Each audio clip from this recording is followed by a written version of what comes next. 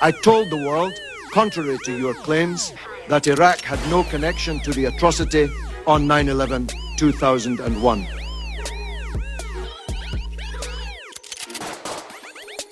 It's a proven fact that these forged documents existed and were being circulated amongst right-wing newspapers in Baghdad and around the world in the immediate aftermath of the fall of the Iraqi regime. Now, Senator, I gave my heart and soul to oppose the policy that you promoted.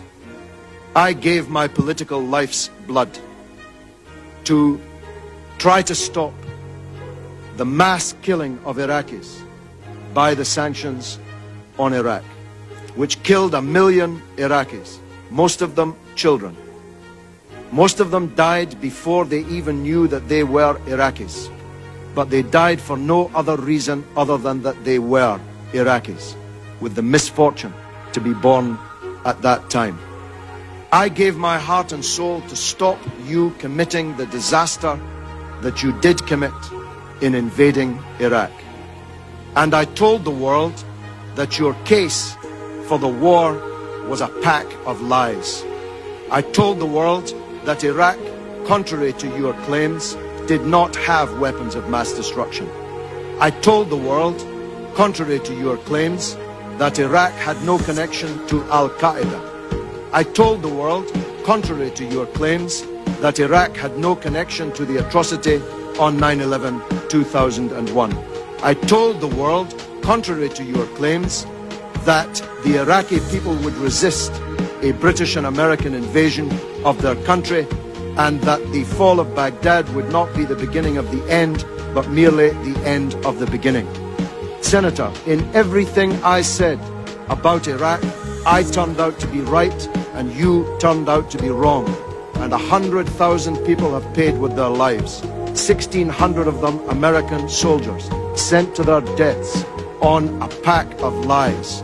15,000 of them wounded, many of them disabled forever on a pack of lies.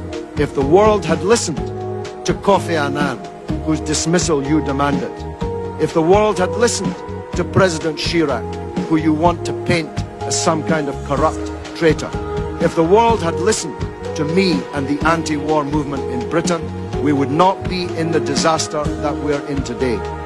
Senator, this is the mother of all smokescreens.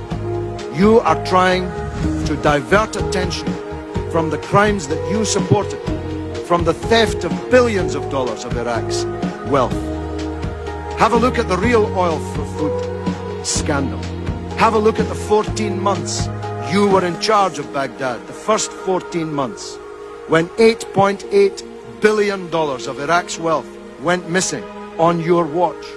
Have a look at Halliburton and the other American corporations that stole not only Iraq's money, but the money of the American taxpayer. Have a look at the oil that you didn't even meter, that you were shipping out of the country and selling, the proceeds of which went who knows where. Have a look at the $800 million you gave to American military commanders to hand out around the country without even counting it or weighing it. Have a look at the real scandal breaking in the newspapers today, revealed in the earlier testimony in this committee, that the biggest sanctions busters were not me or Russian politicians or French politicians. The real sanctions busters were your own companies with the connivance of your own government.